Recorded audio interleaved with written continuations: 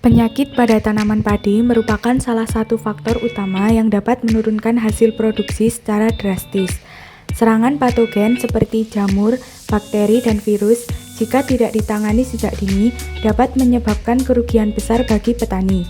Beberapa contoh penyakit yang umum dijumpai di lahan padi adalah penyakit kresek atau bacterial leaf blight yang disebabkan oleh bakteri Xanthomonas oryzae, serta penyakit tungro atau tongkro yang disebabkan oleh infeksi virus yang ditularkan melalui wereng hijau. Kedua penyakit ini sangat merugikan karena dapat menurunkan produktivitas padi. Berdasarkan hasil wawancara yang dilakukan oleh kelompok 5, pengolahan penyakit tanaman padi di lapangan dilakukan dengan pendekatan terpadu sejak masa awal tanam.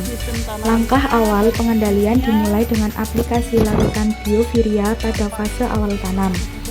Larutan ini berfungsi sebagai pencegah serangan patogen dan memperkuat ketahanan tanaman sejak dini, diikuti dengan penyebaran trichoderma yang dicampur dengan kaolin ke permukaan lahan.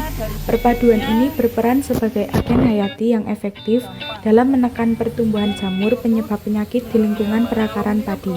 Pemilihan varietas unggul berlabel putih juga menjadi strategi penting. Varietas ini telah terbukti memiliki ketahanan yang lebih baik terhadap serangan penyakit seperti kresek dan tungro, sehingga memberikan perlindungan alami bagi tanaman di sepanjang siklus pertumbuhannya. Kita pesan benih itu kan yang itu sudah pakai kimia, tapi kalau organik itu turun-temurun, jadinya kita benih sendiri gitu. Kayak zaman kuno itu loh, nek orang-orang tua dulu kan nggak beli kan, misalnya kita panen, kita pilih bulu padi yang benar-benar bagus, ya itu juga.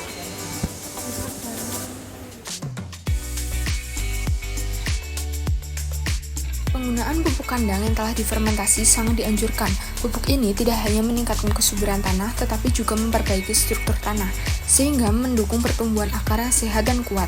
Selain itu, penambahan kapur pada lahan turut dilakukan untuk menetralkan pH tanah, menciptakan kondisi lingkungan yang kurang ideal bagi perkembangan patogen tanah.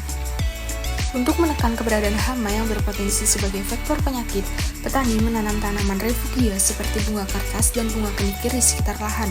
Kehadiran refugia ini menyediakan habitat bagi musuh alami hama seperti predator dan parasitoid, sehingga populasi hama dapat dikendalikan secara alami tanpa ketergantungan pada pestisida kimia. Pengendalian gulma pun tak luput dari perhatian.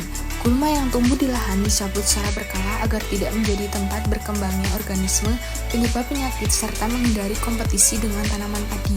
Pengolahan lahan yang baik dan benar juga menjadi kunci penting karena mampu memperbaiki struktur tanah, meningkatkan aerasi dan mengurangi risiko timbulnya penyakit. Selain langkah-langkah tersebut, penyemprotan fungisida juga sangat penting dilakukan secara rutin dan tepat waktu.